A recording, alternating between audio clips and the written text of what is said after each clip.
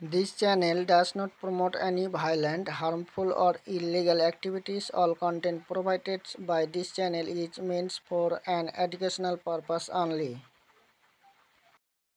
Welcome to back Ajmal DMS YouTube channel. Hello all my dear student.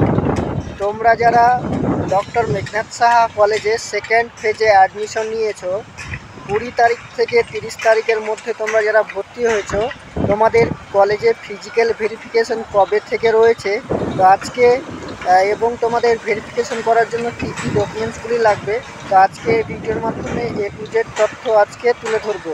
তো তোমরা যারা চ্যানেলটিকে এখনও সাবস্ক্রাইব করোনি তোমরা চ্যানেলটিকে সাবস্ক্রাইব করে নাও এবং তোমরা ডক্টর মেঘনাদ সাহা কলেজের যে কোনো তোমার ছোট বড় আপডেট কিন্তু এই ইউটিউব চ্যানেলের মাধ্যমে তোমরা পেয়ে যাবে।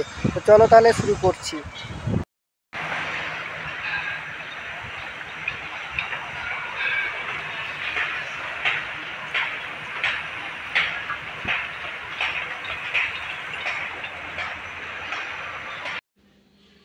ডক্টর মেঘনাদ সাহা কলেজ থেকে 30/8/2024 তারিখে যে নোটিফিকেশনটি বের করা হয়েছিল সেখানে বলা হয়েছে ডক্টর মেঘনাদ সাহা কলেজে ফিজিক্যাল ভেরিফিকেশন হবে, মানে যারা সেকেন্ড ফেজে অ্যাডমিশন হয়েছে 20 তারিখ থেকে 30 তারিখ পর্যন্ত যারা অ্যাডমিশন হয়েছে ডক্টর মেঘনাদ সাহা কলেজে তাদের ভেরিফিকেশন আছে 3/9/2024 থেকে 4/9/2024।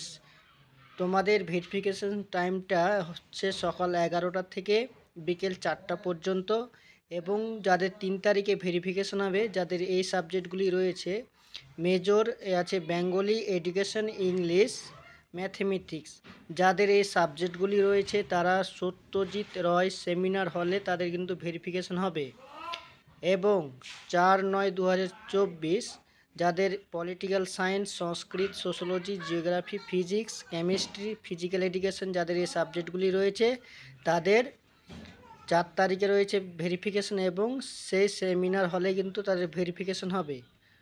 তারপরে কী কী ডকুমেন্টসগুলি লাগবে তো এখানে ফিজিক্যাল ভেরিফিকেশনের জন্য এখানে কিছু স্টেপ বলা হতে পারে যে 1 নম্বর, 2 নম্বর, 3 নম্বর এরকম যাদের মানে ফার্স্ট পেজে যাদের ভেরিফিকেশন হয়েছিল সেই রকম যদি হয় তাহলে প্রথমে গেটে প্রবেশ করবে, তারপরে গেটে প্রবেশ করার পরে এখানে এন্ট্রি করবে, এন্ট্রি করার পরে সায়েন্স বিল্ডিংয়ে যাবে, সেখান থেকে আবার সেমিনার হলে আসবে, সেমিনার হল থেকে আবার তো এরকম বা হতে পারে সেটা আমি বলছি না, তবে তোমাদের ভেরিফিকেশন রয়েছে যাদের Bengali, education, English, history, mathematics যাদের আছে 3 তারিখে 3/9/2024 এবং 4/9/24 যাদের আছে political science, Sanskrit, sociology, geography, physics, chemistry, physical education হচ্ছে 4 তারিখে। তো যে ডকুমেন্টসগুলি লাগবে প্রথমত বলা হয়েছে যে তোমার ভর্তি রিসিভ কপিটা 1 নাম্বার, 2 নাম্বার হচ্ছে তোমার payment print copy admission payment, হ্যাঁ তোমার ভর্তি রিসিভ কপিটা এবং তোমার অ্যাপ্লিকেশন ফর্মটা এবং যে আরেকটা সার্টিফিকেট যে তুমি অ্যাডমিশন হয়েছে অ্যাডমিশন হয়ে যাওয়ার পরে একটা কনফার্মেশন সার্টিফিকেট থাকবে সেটা নিয়ে যেতে হবে।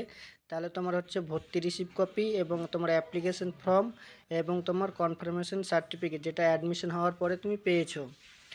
তারপরে তোমাকে নিয়ে যেতে হবে অরিজিনাল সেলফ অ্যাটাস্টেড ফটোকপি, অর্থাৎ তোমাকে নিয়ে যেতে হবে মাধ্যমিকের অ্যাডমিট কার্ড।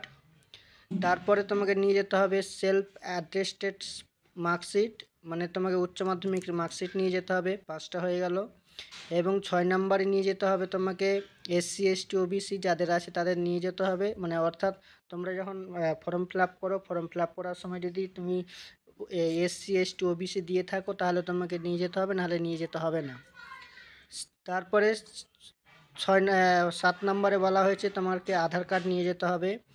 তারপরে 8 নম্বরে বলা হয়েছে তোমাকে স্কুল লিভিং সার্টিফিকেট নিয়ে যেতে হবে এবং স্কুল লিভিং সার্টিফিকেট বা TC সেখানে কিন্তু তোমার বাংলা শিক্ষা আইডি কিন্তু থাকতে হবে। তারপরে কি বলা হয়েছে 9 নম্বরে ABC আইডি তোমাকে কিন্তু নিয়ে যেতে হবে। ABC ID academic bank credit card এটা কিন্তু মাস্ট লাগবেই। তারপরে 10 নম্বরে কি বলা হয়েছে অ্যান্টি র্যাগিং সার্টিফিকেট সেটাও লাগবে। তারপরে আর কি বলা হয়েছে 11 নম্বরে অন স্ট্যাম্প সাইজ তোমাকে 1 কপি পাসপোর্ট সাইজের বা যে কোনো ছোটো ফটো বা পাসপোর্ট সাইজের ফটো তোমাকে কিন্তু নিয়ে যেতে হবে। 1 থেকে 11টা ডকুমেন্টস তোমাকে কিন্তু কলেজে তোমাকে নিয়ে যেতে হবে। এই ডকুমেন্টস ছাড়া কিন্তু কলেজে কোনো মতে ভেরিফিকেশান হবে না।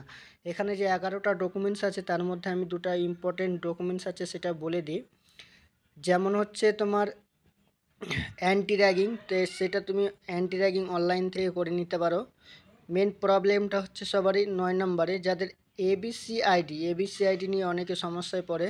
এবিসি আইডি করার জন্য তোমার আধার কার্ডে মোবাইল নাম্বার কিন্তু লিঙ্ক থাকতে হবে।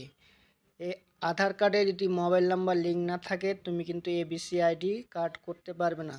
এখনও যাদের আধার কার্ডে মোবাইল নাম্বার লিঙ্ক নেই তোমরা আধার কার্ডের সাথে মোবাইল নাম্বার লিঙ্ক করে নাও, তারপরে তোমরা এবিসি আইডি কার্ড করবে। এবং যাদের কোনো সমস্যার কারণে তোমরা করতে পারছো না তাও কিন্তু তোমার এবিসি কার্ড ছাড়া কিন্তু হবে, কিন্তু সেখানে অ্যাপ্লিকেশন হয়তো জমা করতে হতে পারে।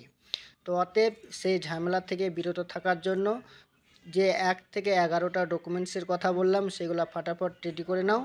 আর তোমরা যদি যাদের 3 এবং 4 তারিখে 2 দিন তোমাদের যে কলেজে ভেরিফিকেশান আছে সেই ডেটে তোমরা যদি কলেজে ভেরিফিকেশান করতে না যাও তাহলে কিন্তু তোমাদের ভেরিফিকেশান মানে তোমাদের অ্যাডমিশন কিন্তু ক্যান্সেল হয়ে যাবে, এটা মাথায় রাখবে।